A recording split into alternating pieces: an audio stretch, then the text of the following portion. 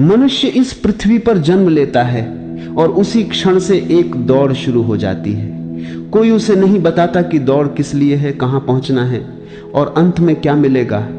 फिर भी वह दौड़ता चला जाता है। बचपन में अंक पाने की दौड़, युवावस्था में धन कमाने की दौड़, फिर प्रतिष्ठा की दौड़, परिवार बनाने की दौड़, दूसरों से आगे निकलने की दौड़। पूरा जीवन एक निरंतर भागम भाग में बीत जाता है। लेकिन कभी एक पल रुककर स्वयं से पूछना, क्या मैं सचमुच कहीं पहुंच रहा हूं या केवल दौड़ने की आदत में जी रहा हूं। दुनिया तुम्हें सिखाती है कि सफल बनो, लेकिन कोई यह नहीं सिखाता कि शांत कैसे बनना है। तुम्हें प्रतियोगिता सिखाई जाती है, लेकिन आत्म दर्शन नहीं।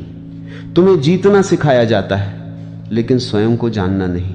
यही कारण है कि आज मनुष्य के पास सब कुछ है, फिर भी भीतर खालीपन है। एक छोटा सा प्रसंग सुनो। एक राजा था, उसके पास विशाल राज्य था, अनगिनत सैनिक थे, सोने चांदी के महल थे, फिर भी उसे रात में नींद नहीं आती थी। उसने अपने मंत्री से पूछा, मुझे सब कुछ मिला, फिर भी मैं बेचैन क्यों हूं। मंत्री उसे एक वृद्ध साधु के पास ले गया। साधु मुस्कुराया और बोला, राजन, तुम्हारे पास पूरा संसार है, लेकिन तुम स्वयं कहां हो।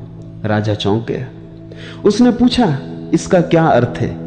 साधु ने कहा, तुमने राज्य को जाना, लोगों को जाना, युद्ध को जाना, राजनीति को जाना, लेकिन जिसने इन सब को जानने की कोशिश की उसे कभी नहीं जाना। यही हमारी कहानी।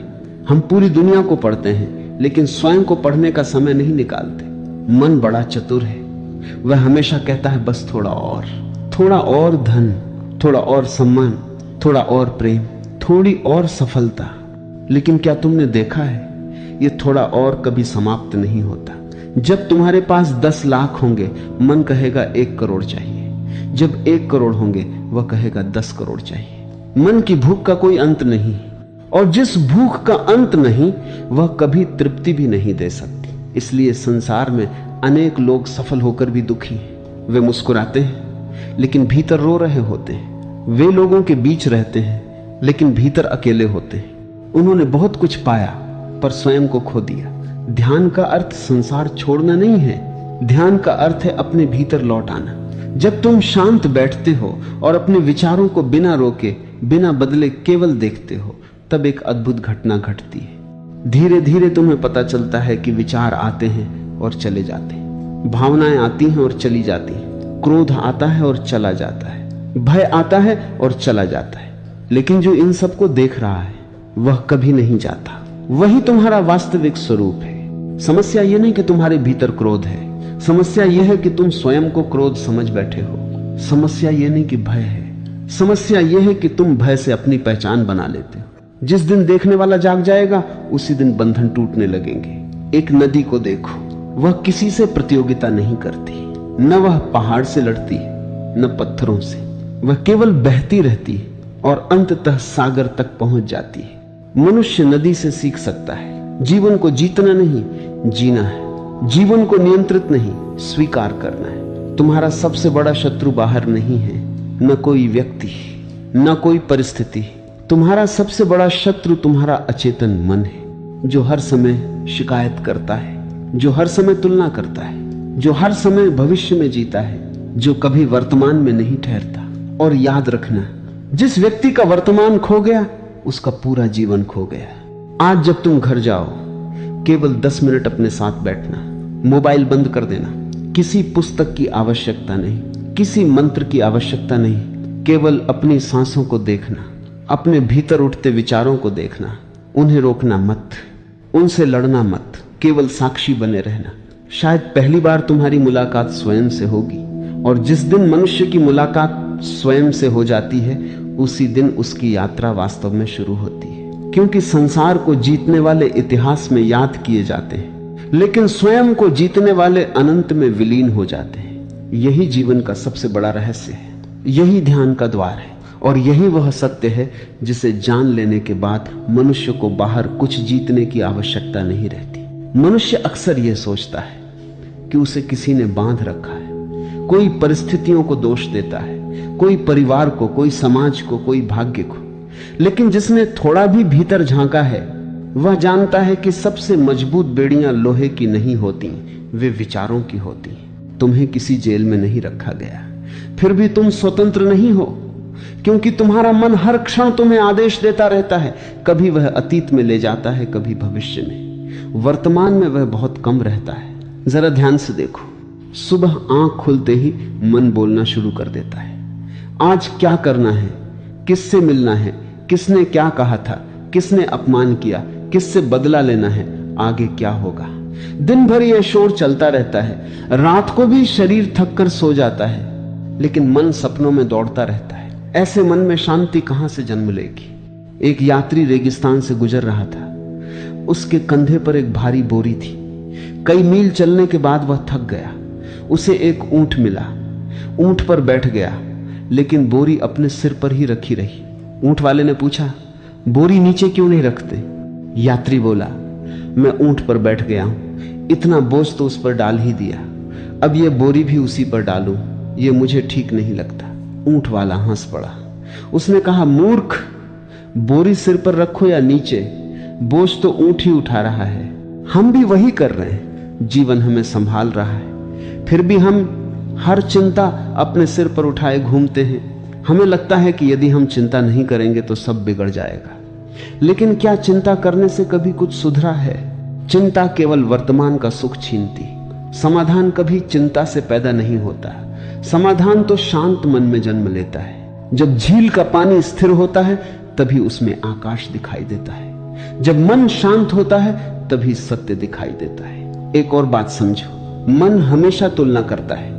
वो कहता है उसके पास बड़ा घर है, मेरे पास छोटा।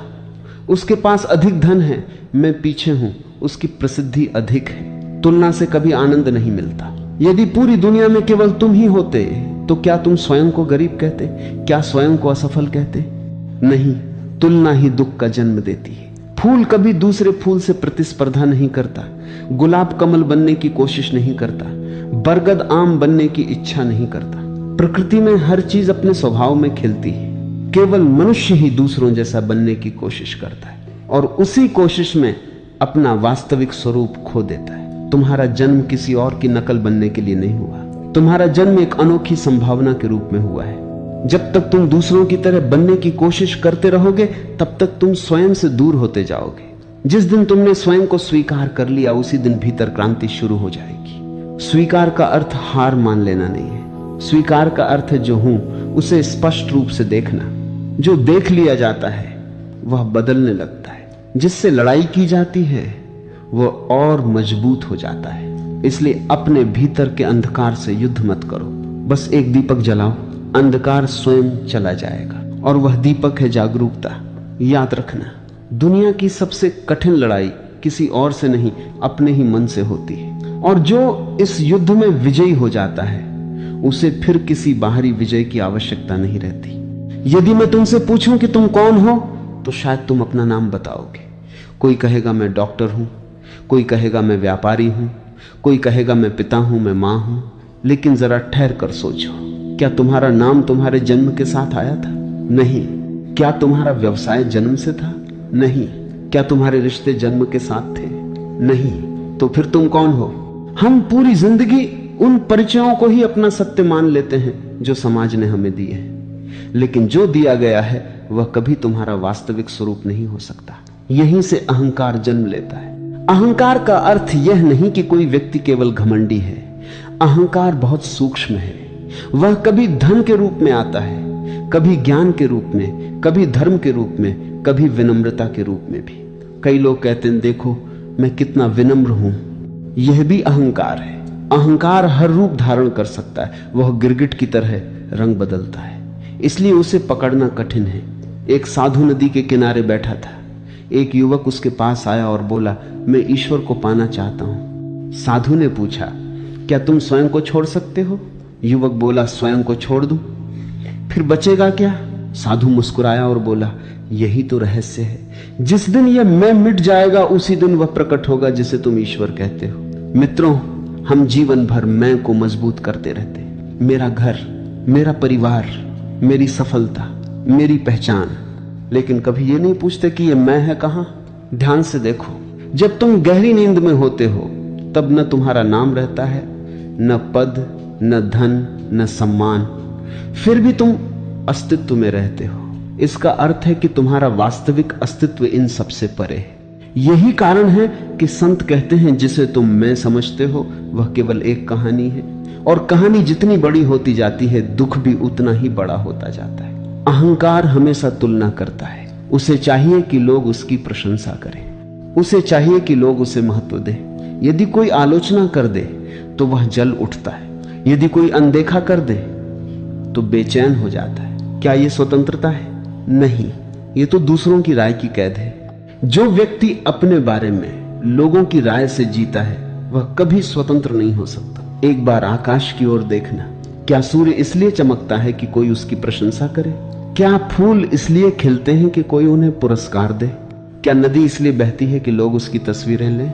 नहीं, वे अपने स्वभाव में जीते हैं। यही स्वतंत्रता है। मनुष्य का दुख यह है कि उसने अपना स्वभाव खो दिया है।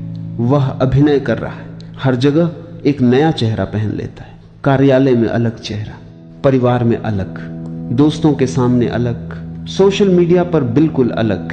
इतने चेहरे पहनते पहनते वह अपना असली चेहरा भूल जाता है। और जब मनुष्य स्वयं को भूल जाता है तब भीतर गहरा खालीपन जन्म लेता है। इस खालीपन को भरने के लिए वह धन इकट्ठा करता है, रिश्ते बनाता है, प्रसिद्धि खोजता है, लेकिन खालीपन नहीं भरता। क्यों? क्योंकि जो खालीपन है वह वस्तुओं से नहीं, जागरूकता से भरता है। ध्यान का अर्थ कुछ नया जोड़ना नहीं है। ध्यान का अर्थ है वह सब हटाना जो तुम नहीं हो। जैसे मूर्तिकार पत्थर में मूर्ति नहीं बनाता, वह केवल अतिरिक्त पत्थर हटाता है। मूर्ति पहले से भीतर होती है। वैसे ही तुम्हारे भीतर भी शांति पहले से मौजूद है, प्रेम पहले से मौजूद है, आनंद पहले से मौजूद है।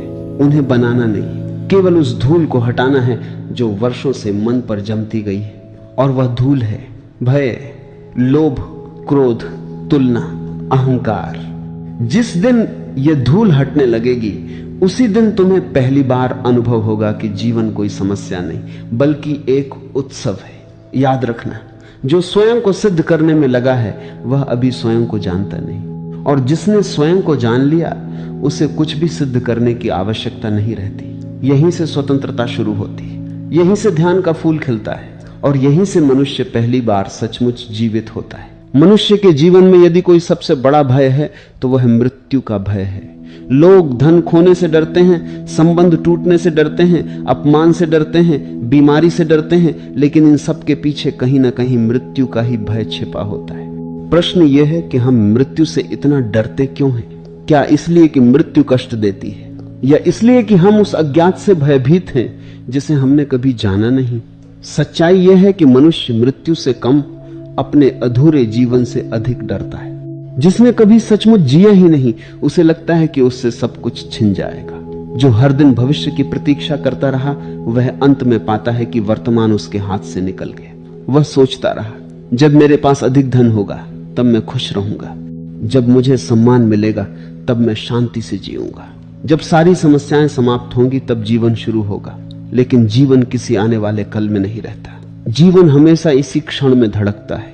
यदि यह क्षण छूट गया तो पूरा जीवन छूट गया। एक वृद्ध माली से किसी ने पूछा, तुम इतने शांत कैसे रहते हो?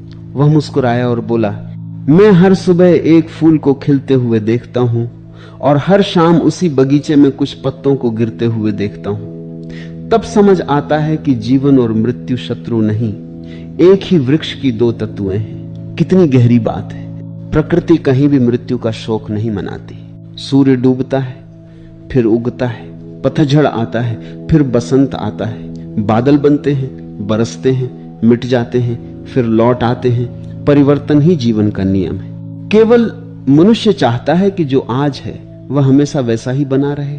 यहीं से दुख शुरू होता है। यदि तुम एक बहती नदी को मुट्ठी में पकड़ना चाहोगे तो केवल पानी ही नहीं खोगे, अपनी मुट्ठी की सहजता भी खो दोगे।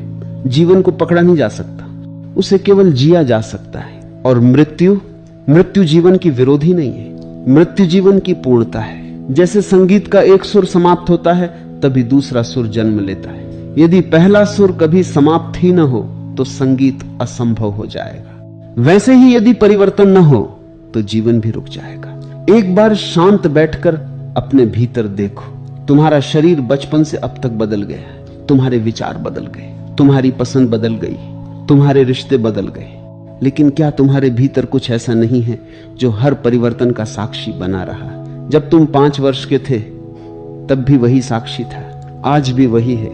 यही साक्षी तुम्हारे भीतर की सबसे गहरी चेतना है। जब मनुष्य इस साक्षी को पहचानना शुरू करता है तब मृत्यु का भय धीरे धीरे कम होने लगता है, क्योंकि उसे अनुभव होने लगता है कि बदलने वाली चीजें मैं नहीं हूं। शरीर बदलेगा, विचार बदलेंगे, परिस्थितियां बदलेंगी, लेकिन देखने की यह जागरूकता हर परिवर्तन के बीच मौन बनी रहती है, और इसी मौन में एक अद्भुत स्वतंत्रता जन्म लेती है। तब जीवन एक संघर्ष नहीं रहता, वह एक यात्रा बन जाता है। हर सुबह एक उपहार लगती है, हर सांस एक आशीर्वाद बन जाती है, और तब मनुष्य पहली बार समझता है अमर होने का अर्थ कभी न मरना नहीं। अमर होने का अर्थ है हर क्षण को इतनी पूर्णता से जीना कि मृत्यु भी अधूरापन न ले जा सके। जिसने एक भी क्षण पूरी जागरूकता से जिया उसने जीवन का स्वाद चख लिया, और जिसने जीवन का स्वाद चख लिया उसके लिए मृत्यु भी भय नहीं बल्कि अस्तित्व के रहस्य का एक और द्वार बन जाती है। दुनिया में सबसे अधिक बोला जाने वाला शब्द शायद प्रेम है। हर कोई प्रेम की बात करता है, प्रेम पाना चाहता है, प्रेम देना चाहता है। कविताएं प्रेम पर लिखी जाती हैं, गीत प्रेम पर गाए जाते हैं, युद्ध भी कभी कभी प्रेम के नाम पर लड़े जाते हैं। लेकिन एक प्रश्न है, क्या हम सचमुच प्रेम को जानते हैं, या हम केवल उस भावना को प्रेम समझ बैठे हैं जो वास्तव में भय, अपेक्षा और पकड़ का मिश्रण है? जरा अपने भीतर देखो। जब तुम कहते हो मैं तुमसे प्रेम करता हूं, तो क्या उसके पीछे कोई शर्त छिपी नहीं होती? तुम हमेशा मेरे साथ रहना, तुम मुझे कभी छोड़कर मत जाना, तुम केवल मुझे ही महत्व देना। यदि ये शर्तें पूरी ना हो तो वही प्रेम क्रोध बन जाता है, शिकायत बन जाता है, ईर्ष्या बन जाता है। तो क्या वह प्रेम था या केवल स्वामित्व की इच्छा थी? सच्चा प्रेम किसी को बांधता नहीं। जहां बंधन है वहां भय है, जहां भय है वहां स्वतंत्रता नहीं, और जहां स्वतंत्रता नहीं वहां प्रेम नहीं टिक सकता। एक छोटा सा प्रसंग सुनो। एक माली के बगीचे में 2 पौधे थे। पहले पौधे से वह इतना प्रेम करता था कि दिन रात उसकी शाखाएं पकड़कर सीधी करता, पत्तियों को बार बार छूता, मिट्टी खोदता, हर समय उसे नियंत्रित करता। दूसरे पौधे को वह केवल पानी देता, धूप मिलने देता, हवा में झूमने देता।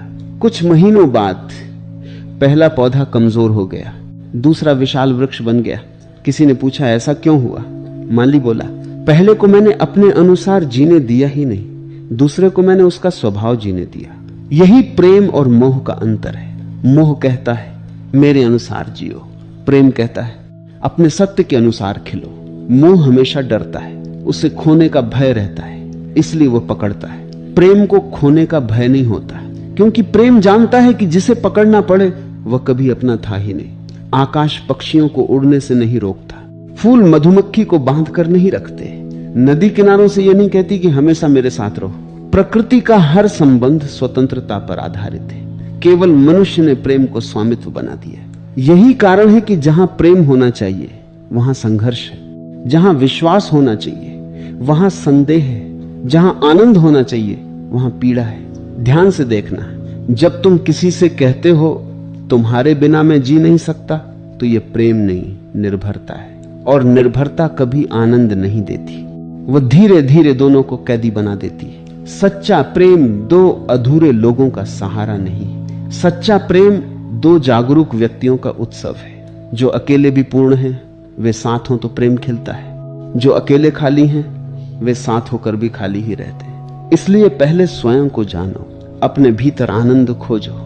जब तुम्हारा हृदय स्वयं के प्रकाश से भर जाएगा तब तुम किसी से प्रेम करोगे, मांगने के लिए नहीं, बांटने के लिए। और याद रखना, मोह कहता है तुम मेरे हो, प्रेम कहता है तुम स्वतंत्र हो।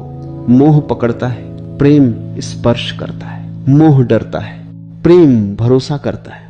मोह सीमित करता है, प्रेम विस्तार देता है। जब तुम्हारे भीतर ऐसा प्रेम जन्म लेता है तब तुम केवल किसी व्यक्ति से प्रेम नहीं करते, तुम वृक्षों से प्रेम करने लगते हो, नदियों से प्रेम करने लगते हो, आकाश से प्रेम करने लगते हो, अपने श्वास से प्रेम करने लगते हो, और अंततः तुम्हें अनुभव होता है कि प्रेम कोई संबंध नहीं, प्रेम तो चेतना की एक अवस्था है। जब चेतना प्रेम बन जाती है तब जीवन का प्रत्येक क्षण एक प्रार्थना बन जाता है। मनुष्य ने बोलना सीख लिया लेकिन सुनना भूल गया। वह शब्दों का इतना बड़ा व्यापारी बन गया है कि उसे मौन की भाषा अब समझ में ही नहीं आती। सुबह से रात तक मन बोलता रहता है। यदि बाहर कोई न मिले तो वह स्वयं से बातें करता रहता है। यदि बाहर शोर ना हो तो भीतर शोर शुरू हो जाता है। कभी तुमने अनुभव किया है कि तुम अकेले बैठे हो, कमरे में कोई नहीं है, फिर भी भीतर हजारों आवाजें चल रही, कोई पुरानी याद, कोई अधूरा संवाद, कोई भविष्य की कल्पना, कोई डर, कोई इच्छा, मानो पूरा बाजार भीतर ही बस गया हो। और उस शोर में सत्य की आवाज दब जाती है। सत्य कभी चिल्लाता नहीं, सत्य फुसफुसाता भी नहीं, सत्य केवल मौन में प्रकट होता है। एक बार एक युवा साधक एक वृद्ध ज्ञानी के पास पहुंचा। उसने कहा, मैं सत्य को जानना चाहता हूं, कृपया मुझे कुछ सिखाइए। ज्ञानी ने उसे बगीचे में बैठा दिया। 1 घंटा बीत गया, 2 घंटे बीत गए, पूरा दिन बीत गया। दोनों चुप बैठे रहे। शाम को युवक बेचैन होकर बोला, आपने तो कुछ कहा ही नहीं। ज्ञानी मुस्कुराए और बोले, मैं पूरे दिन बोलता रहा, तुम केवल शब्द सुनना चाहते थे, इसलिए कुछ सुन नहीं पाए। युवक ने पूछा, आप क्या बोल रहे थे? ज्ञानी ने कहा, हवा पत्तों से बात कर रही थी, पक्षी आकाश से बात कर रहे थे, नदी पत्थरों से बात कर रही थी, सूर्य अस्त होते समय जीवन का सबसे बड़ा उपदेश दे रहा था। लेकिन तुम्हारा मन इतना शोर कर रहा था कि तुम अस्तित्व की भाषा सुन ही नहीं पाए। मित्रों, मौन का अर्थ केवल चुप रहना नहीं है। यदि होंठ बंद है और मन भीतर बोल रहा है तो वह मौन नहीं है। वास्तविक मौन तब जन्म लेता है जब विचारों का प्रवाह धीमा होने लगता है। यह जबरदस्ती नहीं होता। यदि तुम विचारों को रोकने की कोशिश करोगे तो वे और अधिक शक्ति से लौटेंगे। मन से लड़ाई मत करो, केवल उसे देखो। जैसे कोई नदी किनारे बैठकर पानी को बहते हुए देखता है, वह नदी को रोकता नहीं, उसे धक्का नहीं देता, सिर्फ देखता है। वैसे ही अपने विचारों को देखो। तुम पाओगे कि एक विचार आता है, फिर चला जाता है, दूसरा आता है, फिर चला जाता है। धीरे धीरे तुम्हें अनुभव होगा कि विचार आते जाते हैं, लेकिन देखने वाला स्थिर है। यही साक्षी है, और जहां साक्षी जागता है वहां मौन अपने आप उतर आता है। एक बीज को देखो, वह मिट्टी के भीतर पूर्ण मौन में रहता है। कोई शोर नहीं, कोई घोषणा नहीं, लेकिन उसी मौन में वह वृक्ष बनने की तैयारी कर रहा होता है। सूरज कभी यह घोषणा नहीं करता कि मैं प्रकाश देने आ रहा हूं। फूल कभी यह नहीं कहते कि अब हम खिलने वाले हैं। सुगंध कभी शोर नहीं करती, फिर भी पूरी दुनिया तक पहुंच जाती है। मनुष्य ही है जो हर समय स्वयं की घोषणा करता रहता है, मैं ये हूं, मैंने यह किया, मुझे पहचानो।